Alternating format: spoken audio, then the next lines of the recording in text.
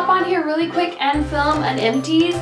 I have quite a bit of stuff accumulated here and I just thought it would be fun for me to throw this stuff out. So really quick, I'm just going to go through some of my empties and show you.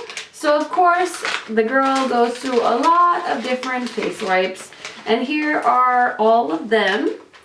So these are my tried and true. I really love these. These are my favorite. These are the Neutrogena Deep Clean Oil-Free Makeup Remover Cleansing Wipes. I don't really remember these particularly standing out. So yeah. Yep, not that great. I just like the blue ones. This one used to be one of my favorites because it was super saturated with stuff and it was very hydrating, but I don't like these anymore, so I'm kind of bummed about that. And then I'm trying these ones right now, which are the simple micellar water ones for sensitive skin. I think these are Kathleen Light's favorites, so of course I had to try them out. And they're okay. I don't think, neither here nor there. I was actually at the Estee Lauder counter at Macy's the other day, and this girl used like this face wipe on me and it was so amazing. And I literally remember in my head thinking like, this is what a face wipe should feel like. And I was so bummed that I couldn't afford the Estee Lauder face wipes. So, oh well, it is what it is, different budgets and things like that. But these are some of the ones I've tried and these are okay. Again, these are my favorites. So if you're looking for a good face wipe, check out the blue ones from Neutrogena. Another one, I'm dying to throw this away. This is the Marc Jacobs, what is this foundation called? The Remarkable Full Coverage Foundation in the shade Honey Light 52. I bought this last year sometime during one of the VIB sales and I was so excited to try this. And honestly, the coverage on this foundation is amazing. You don't need a lot to cover up your face. It's extremely full coverage, so you have to be really careful when you work with this. Unfortunately, I think this does kind of break me out. I think it blocks my pores, which doesn't happen very often, so I'm kind of scared to put this on my face. I have probably gone through most of it, but there is definitely still some left in here, but I'm going to go ahead and declutter this. Also, another thing, I wouldn't repurchase this again because the packaging sucks. And so it has like this little dropper dealio and it's such a mess, and there's a million videos on YouTube about what a messy foundation this is, but it's definitely worth the pain if you want something extremely full coverage. Also this sucker is like $60 something, so you can, decide for yourself if this is worth it for you or not, but for me it's just not worth it. I would rather use like an Estee Lauder Double Wear or something like that. Next are a few masks. These were in my Face Story box for the month of February. So I have the Royal Black Tea and Black Rose Hydrogel Mask, and this was the Rose Blossom. I remember both of these being lovely. I am going to make a Face Story review. If it's already up, I will link it down below. I love getting masks. I love masking. Oh, here's another one. This is the Hydrogel Super Jelly Mask. Again, love hydration. Super happy to have that. This is one of the Sephora foot masks. This is in the scent Lavender. I really like these, again, because I have extremely dry skin, especially on my feet. So this is a fun little treat. These are $5 and I sleep with these on. And I do feel like it definitely hydrates my skin. So in between pedicures, when I'm too lazy to like moisturize my feet, I love to use these Sephora foot masks. Next, I did make it through one of the Shiseido facial cotton packages, so there's that. I also finished up my Fresh Rose Hydrating Eye Gel Cream. I would repurchase this, but it is really pricey, so I'm going to try out some different eye creams. I just started using the Tarte Maracuja Vitamin C one, and that seems to be working out pretty well for me. If you're looking for a nice rose scented eye cream, I think you would really like this, and of course I love the brand Fresh, so anything from them makes me happy. Next, I am done with this Born This Way Absolutely Perfection foundation. This is oil free and this is the skin you were born to have. I actually really like this foundation. Don't like a lot of things that Too Faced makes, but they did a really good job with this foundation.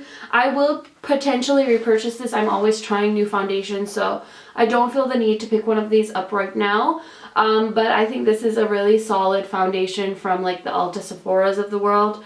So if you're looking for a good one, I don't think you'll like this if you have oily skin. It is a little bit dewy, but yeah, I really like this stuff. So this is Born This Way by Too Faced, in case I didn't say that already.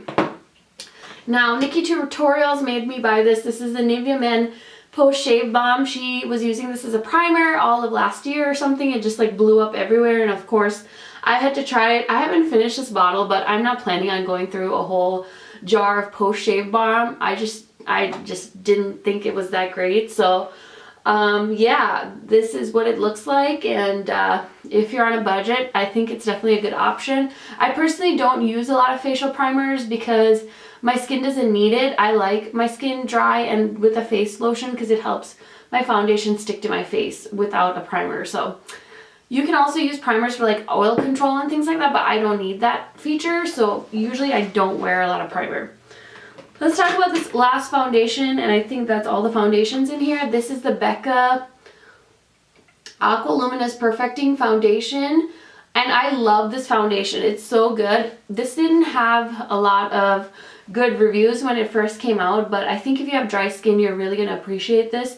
I can actually see like a sparkle in this container, but I don't know, I think this is a really good foundation if you have dry skin, especially in the wintertime. It made me feel really hydrated. The only thing I didn't really love was the packaging. I just don't like dropper packaging, but there's a little more in here, but I'm kind of over this foundation now. But if you're looking for a good hydrating foundation recommendation, look no further than the Becca Aqua Luminous Foundation. Next, I finished up this Born to Be Wild Ed Hardy bath shower gel that I've had forever, and I'm trying to just get through all my stupid little sample sizes of things. So there's that. I finished up the Belief the True Cream Aqua Bomb. I'm always using these, so yeah, I really like this stuff. It was in my skincare video too, so if you're interested in watching that, definitely check that out. But yeah, I really like this stuff. It's Korean skincare, and I think it works really well. Next, this one I haven't even gone through, but I really don't like this mascara, which is kind of sad because Maybelline usually never lets me down. This is the Maybelline The Colossal Big Shot Volume Express Mascara, and of course I love the gold packaging, but honestly guys, the wand on this thing is huge. Like, it's so big, and I constantly poke myself in the eye with this, so I'm going to go ahead and declutter this because I just can't deal with it. It gets mascara all over my face every morning, and then I'm like sitting there with a Q-tip, so I really wanted to love this, but I don't, so I am getting rid of it. Next is this Essence eyeliner pen in the waterproof. I think Tati had recommended this from the Glam Life Guru. Unfortunately, I just didn't really like the applicator with this.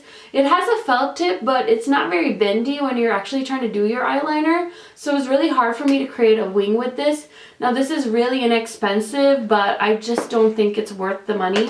Even though it is inexpensive, it's like, why would you want to buy something that didn't work for you? So definitely check it out if you can work with a felt pen like that. It just wasn't very bendy. I usually use a felt tip pen to do my eyeliner, but I just did not like that one.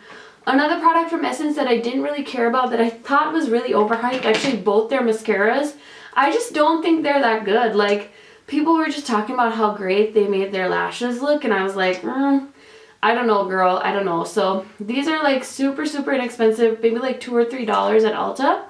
But I just didn't really like them. I know Nicole from Young Wild and Polish raves about the green one, but just was not a fan of these.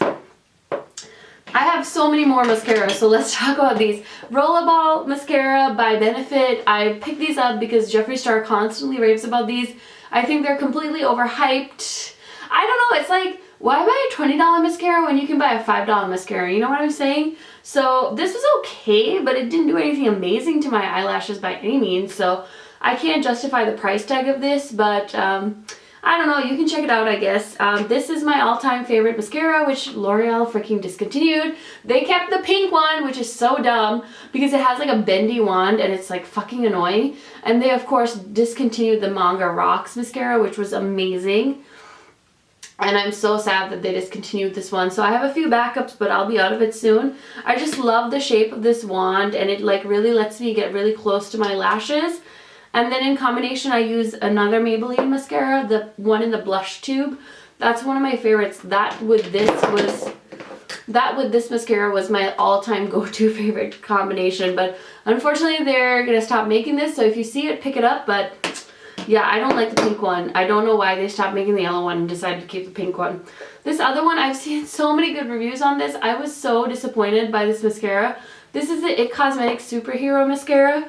My gripe with this was it was just like, if you could see my wand, like you guys wouldn't even believe, it's so clumpy. Like this is how it looked the whole time I was using it. It was just drenched in product and it just never defined my lashes. It literally gave me like a coat.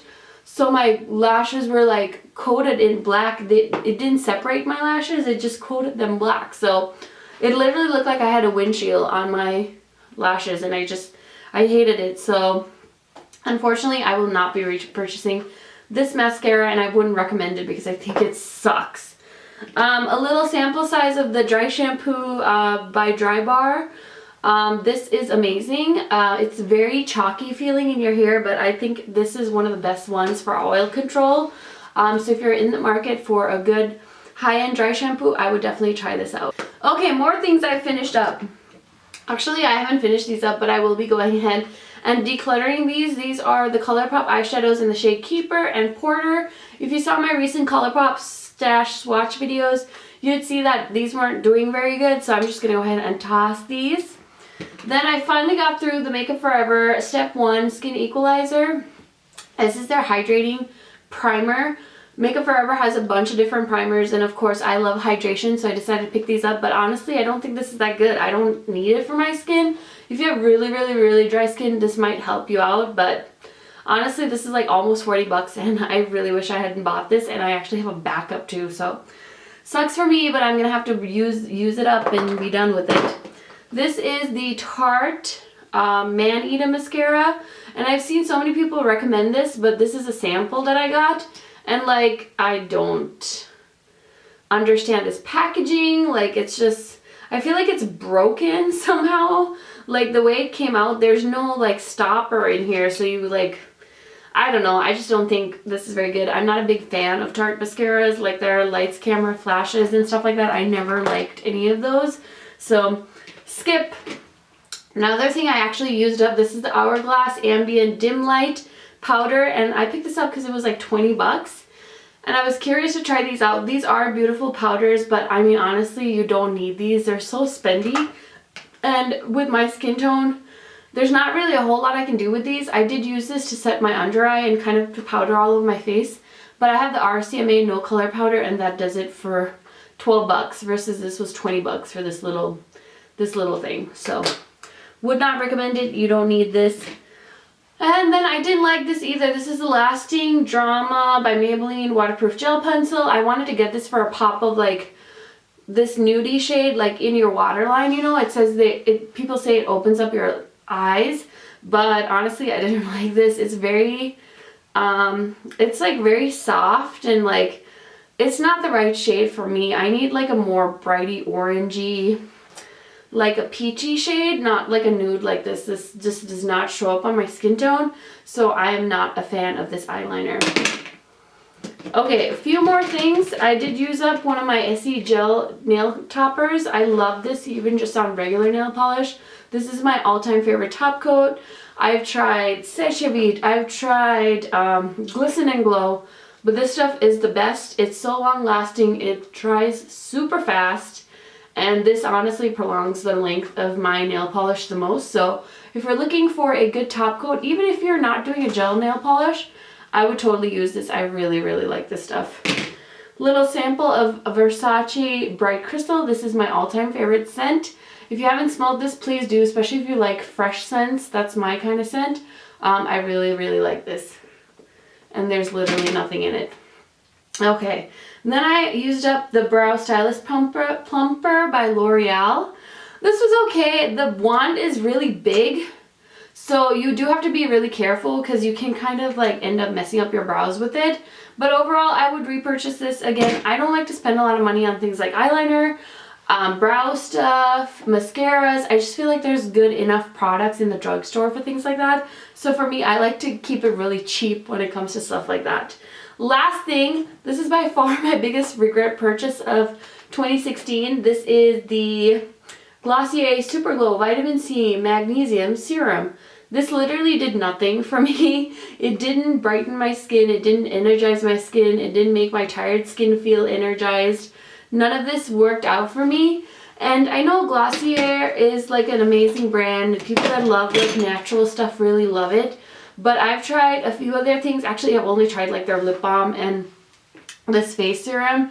And so far, I just think they're overhyped. I'm not a fan of the brand, and yeah, I just can't be bothered trying them because they're an online company and their packaging is really cute. Their lip balm's okay, nothing to write home about, but this serum is disappointing. I would totally stay away from these. They're super cute to look at, but definitely not worth the hype at all.